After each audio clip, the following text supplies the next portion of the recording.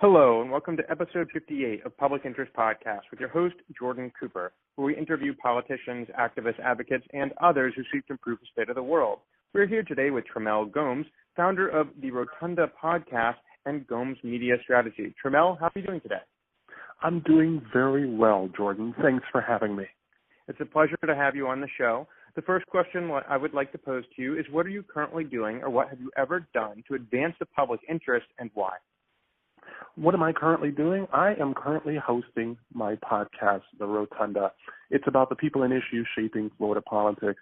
And The Rotunda, it's a forum, it's a gathering place. I bring all sides of all issues, differing views, and I have them come in one place and have a good discourse about issues, topical issues from national to local to statewide politics.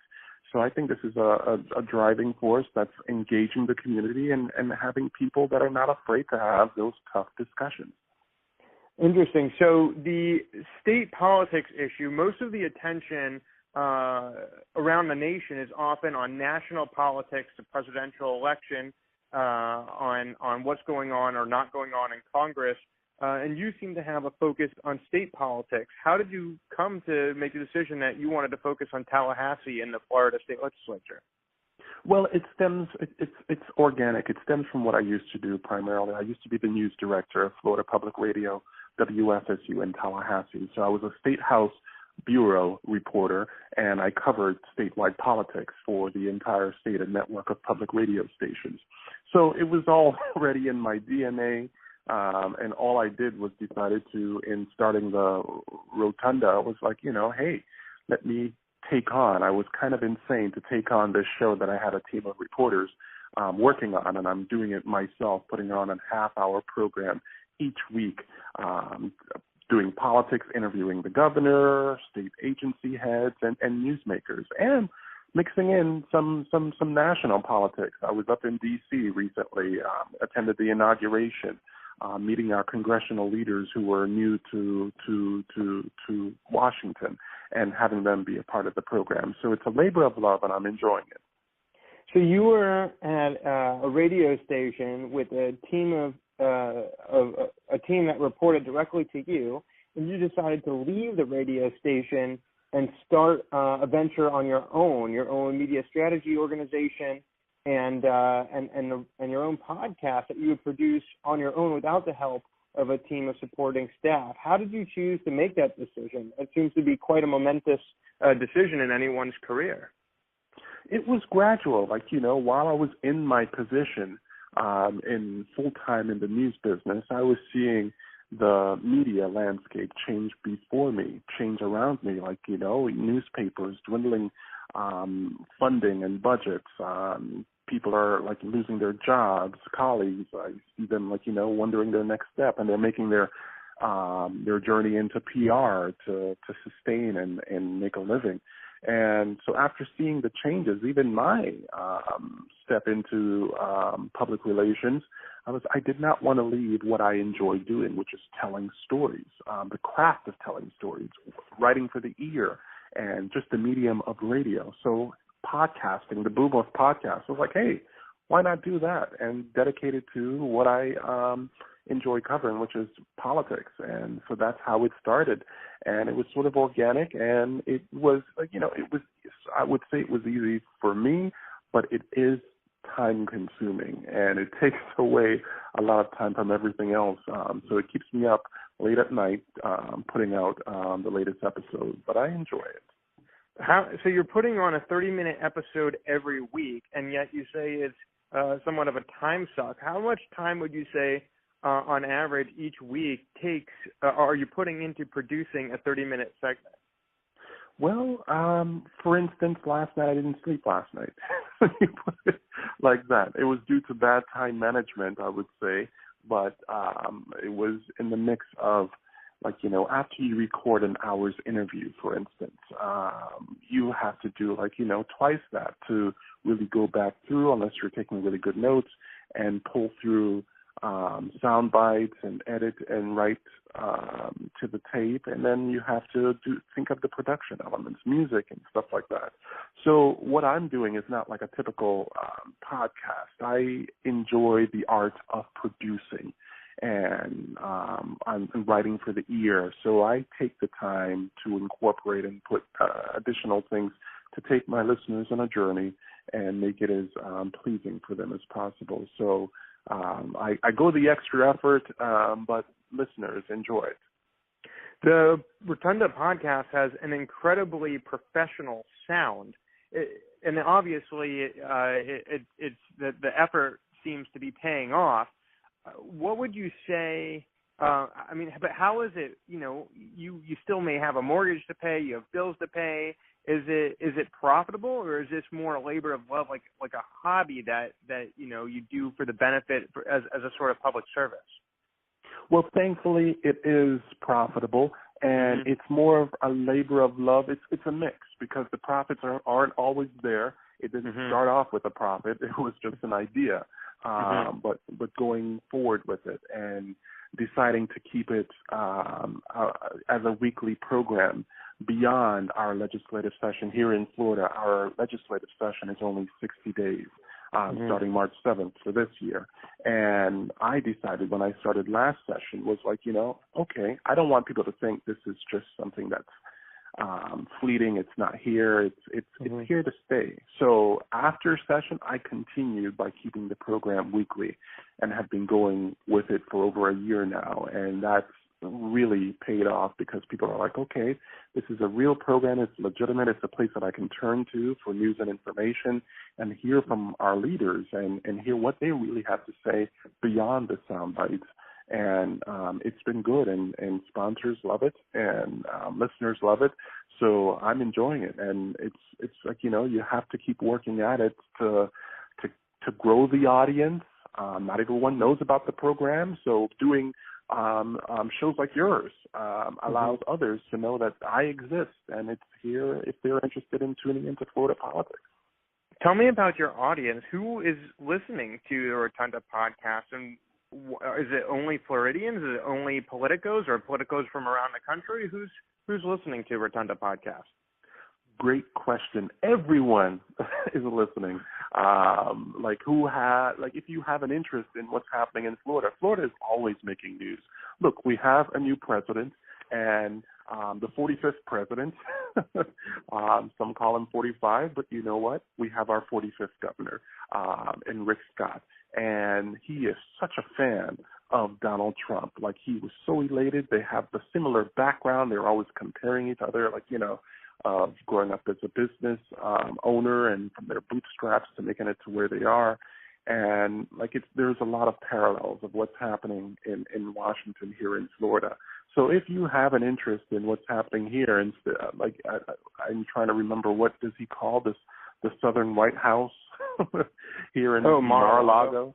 Yeah, there's a lot of attention on the Sunshine State before this election, and even will be afterwards. It's just the nature of the state. So it's always here, and people who are interested in knowing what's going on in this state is better suited tuning into the program, because it's public affairs, and we cover all of the topical issues with a political spin. So yes, politicos are listening to the program.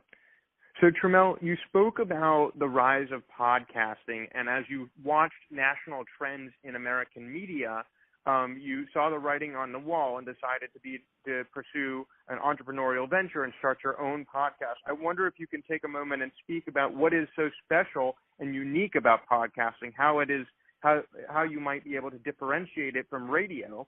And I guess, are you a competitor of radio? Is it the same? What's really different and unique about podcasting that's different from your previous position covering state politics for the radio station? Not a lot is different. We're producing the content the same way. It's you're manipulating audio, and you're dealing with audio wave files, and you're putting it together. It's just the delivery method. Instead of the FM channel, the wave channel over the frequency to the public, This is digital. It's content on demand. I compare it to Netflix. You have a specific interest. You want to know how grass is grown. There's a podcast about that somewhere. You can tune in. You have a direct interest in that, and you follow along. You're interested in comedy, or whatever your heart's desire. You put out a podcast, or you listen in. And there's a field out there. But what you want to do is in growing an audience is gathering as much people who are interested in that area and willing to pay for it. And that's what I've been working on so far. So it's pretty much one and the same. And it's the same format, in trying to get underwriting support, the way I approach it. So there's a lot of similarities, but the delivery method is somewhat different, and it's content on demand. People come to you for what they want specifically, instead of you listening 24 hours to a station and hoping to get the content that you're interested in. This is targeted. You know what you want. You subscribe, and you know what you're going to get each time you listen to an episode. Unlike Netflix, though, where the only way you can access it is through a monthly subscription fee, or through Spotify or music streaming services with monthly subscription fees, podcasts are free for the consumer at the point of service, just like radio. How would you compare and contrast the changes or the economic trends that create Netflix? I mean, the Netflix phenomenon, which is subscription-based, versus podcasting, which is free on demand to consumers. It could be either way. It's majority free on demand to consumers. But if I wanted to, I could say, okay, I will put a lock and key on this episode, and you'll have to pay to get to it. It's a gamble that you have to make. Are you that popular enough? Are you that important? Will people find that you're just worth that subscription that you set? Maybe you want to do it at $5 or $9 a month or something. You make the case and you set it. So Netflix, that's their model. What they are, it's nothing against them. They need to. They have to get revenue somewhere, and they have a really good model because I enjoy watching their content. And after a while, I wonder, are they making enough money with just $9 a month? They are, because they're putting out original content that people want. And I have found, hey, that $9.99 is not that bad for what I'm getting, and I will sit through it. So it's working for them. So you also have Gomes Media Strategy, LLC, which could you speak for a moment about how it dovetails with the Rotunda podcast and how the two roles are actually different in your career? Well, Gomes Media Strategies is the PR consultancy. It's media relations. I help people tell stories a different way. For instance, a company, a corporation, they may come to me and they have a crisis issue and they want to get their message through to the public. They would hire me, and I would be their PR strategist, help prepare them for an interview, help them know, how to conduct themselves during an interview, media training, write talking points, and get them presentable and prepared to avoid what could be another crisis if you're not prepared to handle the media. So that is Gomes Media Strategies, and it's separate. I try to make sure that the Rotunda, there's not a lot of crossing going on, and I've been fortunate. None of the clients that I've had have not really been directly related to politics, where hey, I'm covering an issue where I'm directly benefiting with financials on supporting them how to do their messaging. So that has not come across yet. If it ever comes across, I'll have to do a whole lot of soul searching and thinking on how to handle it. And usually that answer is simple as being open and transparent and letting the public and the audience know what's happening. Because on the one hand, with Gomes Media Strategy, you're trying to do whatever you can to advance the client's interests and their point of view, and that's by definition biased communications. On the other hand, with the Rotunda Podcast, you present the podcast as a news-based organization that tries to present more objective reporting on state politics. So you're saying that really right now there are no ethical challenges or any challenges with balancing the two, and you're able to maintain both quite well. Yes, exactly, because strategically I have always been asked to, and even recently, like, here in Florida, it's gearing up for the governor's race. There's always a campaign to be that's about to be gearing up. Once you're in office, you're preparing for the next office. And I've been approached to represent campaigns, and could you cover this campaign? Could you work on this campaign? Mm-hmm. And I've, said no, because my relationship with the podcast and the audience, it will be a conflict. If, for instance, if I'm working for one candidate and there are 4 candidates in the race and they're on my program, mm-hmm. what's going to make the other 3, knowing that they're getting a fair shake, knowing that I'm in bed with one, not literally.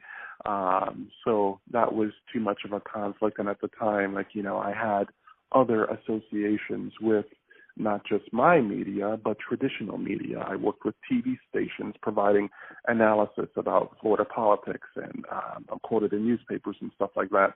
So they all expect me to be, fair and balanced. So I figured it was less headache and best for me to just not deal with that. And if I ever have to, if it comes up and there's a deal that I just can't say no to, I'll have to figure out what to do then and handle it when that opportunity comes across. But for now, it's best to be for me, I'm personally always fair and balanced, and that's the journalist in me. So Trimmel, being a journalist and being within the news, one thing that has hit the news is the state of the news and fake news. And what is news? What constitutes news? News is being presented in many different formats. There are citizen journalists.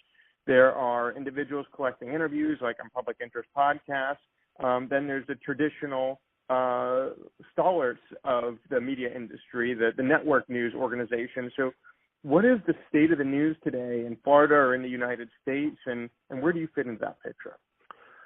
First off, fake news is very specific. It's anything that's not true. It's been fabricated.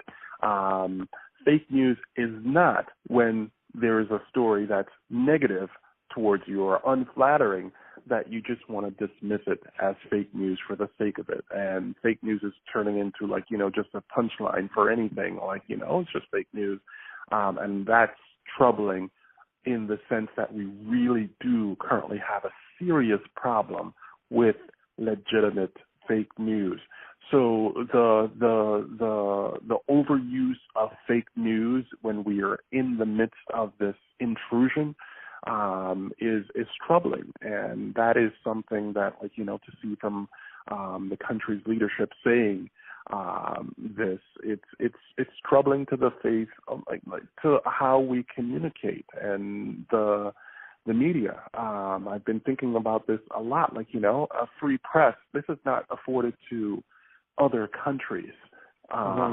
They have long looked up to the U.S. as the standard bearer. How do we become more like them? Journalists are losing their lives in other countries because they don't have this freedom that we have. And we've been influencing other leaders to make sure there's a free press, and to see the attack on the press as it is here in the U.S., it's troubling not just for us here in the U.S. It's troubling for it. It sets a bad precedent, an example for those who were making strides to go towards a more free press in other countries that desperately need to have that information spread out. I just came back from Cuba, and that is talk about state-run media. We don't want to get to that state. and devaluing and discrediting the press as it is troubling. And I hope that we get past where we are right now. What would you say is the difference between propaganda and fake news? The difference between the two, right? It's pretty much it's not too far off. Fake news is designed. We're seeing fake news shops where I think one was discovered in they're in the Washington area, where an organization, they put together, they gather a bunch of writers and they just write the most obscene headlines. And why is that threatening to American journalism? Because people are believing it. People are believing it more so than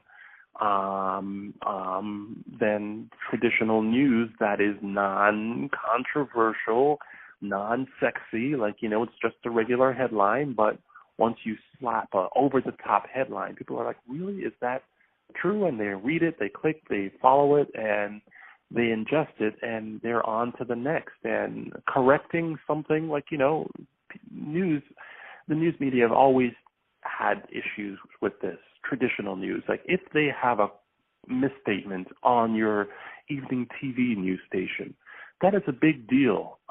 They would go back, and usually they try their best to make the correction at the same time or multiple times during their later broadcast or back at the broadcast that they once, where the mistake was made. That's where they're trying to catch that audience that saw it to eliminate the mistake. Now, once it's out there, it's out there. It's being retweeted, it's being shared, it's over and over. Even current legitimate news, people are sharing 2015 articles. You see it on Facebook, and it's being spread around as if it's current news now. That's happening with legitimate and fake news. So we're in an information I don't even know what to say, a crisis, an assault. The assault from some that devalues legitimate news as fake news in the midst of the crisis while we're dealing with fake news. So it's a troubling time. So I'm sure many listeners have been exposed to fake news and they're wondering, gosh, this is terrible. How can I inoculate myself against this fake news? So, Trimmel, do you have an answer to listeners who may be wondering how to really get through the fake news and figure out what's really true? Yes, great question. I always tell my followers, whenever on Facebook, on social media, whenever I'm posting something, I have read it, I've vetted it, or I'm saying I'm posting this for later, meaning that how I will soon read it and all of that stuff. So one of the things that I go through and I check is the date line. Very simple. I look at the date of the article. When was this published? What time? It's usually it says the date and the time it was published. So I want to see how recent and current this is. And then I also look at the source. I look at the link. This is primarily online news information. I want to see where it's coming from. If it's a super partisan name, I usually avoid it. I take it with a grain of salt if it's pertinent information. I stick with traditional, trusted news sources that I know they have a system in place of vetting and doing their due diligence. But highly partisan, over the top, I really pay attention to the URLs to make sure it's not like a website that looks sort of legitimate, but it has like a .cu or something else other than what it's supposed to be. So I take those little steps, those small steps, just to ensure that I'm not recirculating myself information that's already out there. And I hope everyone else does the same, and that will help reduce information. And then the other thing is just being be well read. Not go outside of your bubble. If you're a fan of Fox News, stick outside the box. Look at MSNBC. I like to get information and see how all the news outlets are reporting it. to explore and see what the spin is or may not be within the content. So, Trimmel, we are approaching the end of this podcast episode. I'd like to ask you a final question on the topic of telling stories. You mentioned that something that you feel is your calling, it's just a passion that you have, is to tell stories, and that essentially you see yourself as a storyteller. As a journalist, you're out there getting the hopefully accurate stories out to your listeners and readership. So I'd like to ask you to reflect for a moment on your career of being a storyteller, a professional storyteller. Why has it been so important to tell these stories? What benefit has it brought to society? And at the end of the day, what do you hope you will have accomplished by being a storyteller that will leave this world a little bit better than you found it? Stories are the foundation. Stories have been told from time. Stories started, from when I was a little kid, hearing it from my parents on to me. Stories have been told in schools. That's how we learned about our history, how things have, happened in the past. Stories are something that are passed on. It's the way we share information, and it's best told in a story. Climax and drama and all of that in there to make a really good story. Just hearing your story, and something as simple like your introduction, like who are you, what do you do? That's your story. So I've enjoyed hearing people's story. One of the things that I love about journalism and what I have been doing with my broadcast is being able, I may not have a PhD, or I may not be a rocket scientist, or I may not be a medical doctor, but through storytelling, I get to be and experience these people's profession for that time and explain it to the masses. I go on their journey and I put that together in a way that gives the audience a chance to experience and live their life and see what they're going through and what it's like. So having that front seat access to these great people or anyone, period, and their journey, it's always something that's been fascinating, and I really appreciated it, and that's what keeps me going. I love stories. I love storytelling. I love hearing stories, and it's I don't know. I can't think of anything better. So that's Trimmel Gomes, founder of the Rotunda Podcast and Gomes Media Strategy, who speaks about having a front seat access to history as it's being made. He gets to experience the most impactful and interesting individuals in society, and then he gets to relate those stories to others who might otherwise not have the opportunity to gain exposure to those interesting individuals. Telling stories is dramatic. It's a narrative, and in a way, it's entertainment, but it's also very much educational. The stories that Trimmel tells is civically oriented. It's meant to create an informed electorate that can hold power accountable. It's meant to promote the proper functioning of a democracy, to uphold the respect that our country has for the First Amendment, for free speech, and for journalism. He speaks about the dangers of fake news, and he tells listeners that they may inoculate themselves by checking for the date, the source, ensuring that what they're looking at isn't partisan. Maybe there's a URL that's somewhat similar to a legitimate service but isn't precisely so and it's fake. And he basically leaves readers with the catch-all that they ought to be well-read and go outside their comfort zone and their bubble and compare different sources, especially with sources that they may not agree with.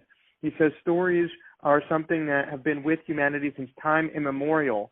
And for Trimmel, the way he shares information, providing content on demand to listeners in an information age where they're rapidly bombarded with many different pieces of information, but looking for a source of trusted information upon which they can make informed decisions and have civilized discussions. That is Trimmel's legacy to the public discourse. So, Trimmel, I'd like to thank you so much for joining us today. Thanks for having me. I really appreciated this conversation. And this has been episode 58 of Public Interest Podcast with your host, Jordan Cooper, where we interview politicians, activists, advocates, and others who seek to improve the state of the world. I will remind you to subscribe at publicinterestpodcast.com, listen on iTunes, SoundCloud, Blueberry, Player FM, Facebook, Twitter, LinkedIn, and Stitcher. Should you wish to speak to Trimmel, you can call 240-630-0380, and your voicemail will be conveyed to him.